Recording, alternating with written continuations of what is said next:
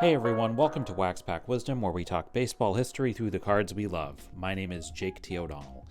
This was the second day of the Shriners show. You can see the line out the door at the start before the doors had even opened. And let's get into the pickups here, some more really good vintage stuff that I am really excited to show you. So let's just get right into it. All right, so we're going to get into the pickups here. There were certainly more individual cards I bought today, but not as many big ones. A couple big ones, mostly the two big ones that came as part of a trade that I did here for the second day of the Shriners show. So I'm going to show you first these four cards I picked up, and then there were also three other cards in the same transaction that I got. And so obviously these are 1968 Topps Leaders cards. And I am going to be building the 1968 top set this summer. That is going to be my summer collecting project. And I haven't, it's kind of funny because it's not like I don't have 68 Topps cards. Clearly I have all these. These were the only Leaders cards I didn't have for the set. So I have, obviously I have a Yaz PC, so I have this card that has the home run leaders with Carly Yastrzemski, Harmony Killebrew, and the late Frank Howard, who just passed away. So I needed this one. I needed this NL ERA leaders card with Phil Niekro, Jim Bunning, two Hall of Famers, as well as Chris Short. Sorry, you might not have been able to hear me super well the last couple minutes here. Phil Niekro, Jim Bunning, Chris Short, two Hall of Famers there. This card, the AL pitching leaders, does not have any Hall of Famers on it, but Jim Longborg, of course, great season that year. And then the last one here, that's three Hall of Famers right there with Jim Bunning, Fergie Jenkins, and Gaylord Perry. Fergie Jenkins, I was just watching the Red Sox game. He was at Fenway Park. I'm not sure if he was signing this weekend at the Shriners, but he was at Fenway Park, and 81 years old. He looks still looks great. He still looks like he could go out there and pitch, one of the great baseball heroes from Canada. So I got these. So now I have the first 12 cards in the set, which are all Leaders cards, and I might actually start to put my binder together because I have all those cards. So in the same transaction, which I made a really good deal, I ended up getting more of these exhibit cards. And you remember at the Concord show last week, I picked up a Pee Wee Reese. So in order to complete a four-pocket page in my vintage book, I decided to buy three more from the same dealer that I bought those 68 Topps cards from. So these are all Hall of Famers. Hal Newhouser, great left-handed pitcher, starting, I believe, in the 30s into the 40s and 50s. And then George Kell, also a Tiger, Hall of Famer, played for the Red Sox as well, a great infielder. And then last but not least, there's Bob Feller. This card's a bit creased up, but one of the all-time greats. This is it's very nice to always get like a nice playing days Feller card. And these were really not expensive. I mean, they're off condition, but so that's exciting for me to get to complete that page in my book. I went over to another table and picked up these two cards. So I got another dog food card, another Red Heart. This is going to, again, complete a four-pocket page in my book. This is Ferris Fain, who was a first baseman for the White Sox during the 40s and the 50s. And he was top player in the American League 1951. I don't know if that means he won the MVP in 1951 in the American League. I don't know the answer to that, but he was a very good player for a while. I looked through the stack, and basically of all of these folks had, who I've seen at a bunch of these bigger shows. I believe they're dealers from Florida. This was the cheapest of the cards that he had in the stack for Red Heart, so I figured I'd just snap that one up. Nice card, and you gotta love that. And then he also had a stack of 1964 top stand-ups. I was on the lookout for Yaz, but I did not find a Yaz. He did not have it in a stack, but he did have this Frank Malzone that I ended up deciding to get. This is a cool set, and we will talk about it on the channel.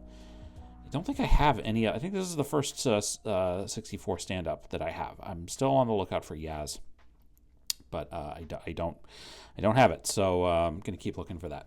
The last of the raw pickups was this.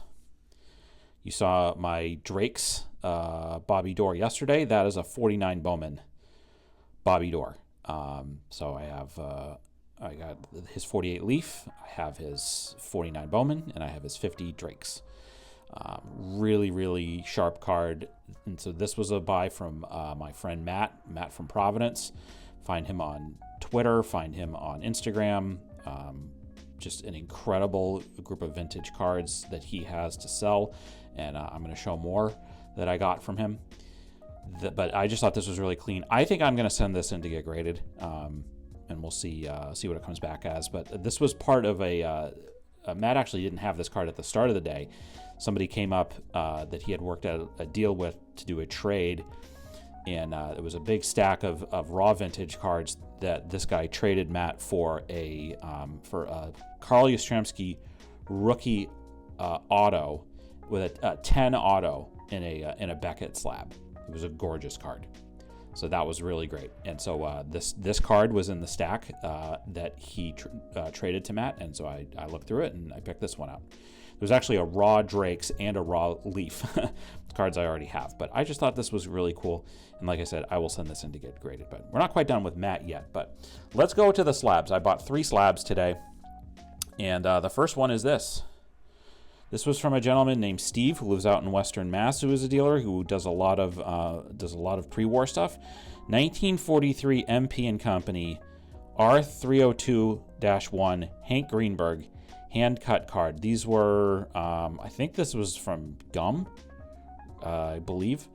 And so it's a hand cut card. We'll flip it around this way. This is a Playing Days Hank Greenberg card. This is a double whammy for me. This is my first Playing Days Hank Greenberg card, and also my first card from this MP and Company set. And you kind of look at the back, you can see that it's hand cut on the bottom there. Hank Greenberg is voted most valuable player twice, of course. One of the legends of baseball in the 30s into the 40s. Incredible power hitter, 58 home runs, within 2 of the all-time record, and he's in the Army now and is doing a swell job there too, and certainly he did. So we will do a video about the MP and Company cards. They did 2 sets. They did one in 1943 and then one in 1949, and they used a lot of the same pictures and a lot of the same images and a lot of the same players that played in those eras. Obviously, 1943, Hank Greenberg had retired by 1949, but this, I was really happy to get this. I got this. This was a great price. Really happy to get this, just a card from this set and a Playing Days Hank Greenberg. So overall, that was great. So last 2 slabs were both also buys from Matt from Providence. So 2 cards here, and they're both really special. And the first is now officially the oldest card in my collection. 1909 E90-1 American Caramel Addy Joss in an old slab PSA 1. This is the portrait. So it's very funny that I said on my video that I posted that I'm not crazy about these pre-war cards with the guys in the portraits. However, I made an exception this time because I thought that this card was outstanding.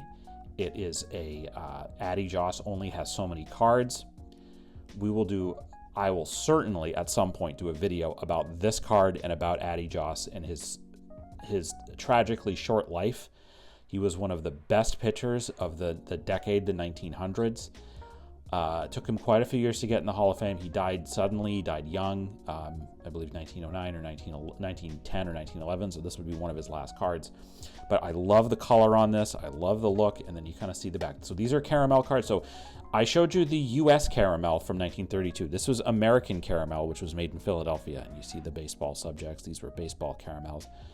I just love this card, and again, this is now officially the oldest card I have, because I have T206s from 1910 and Bill Kerrigan, which you've seen, and the 1911 in Zach Wheat that you also saw yesterday. So I love this card. Thank you to Matt.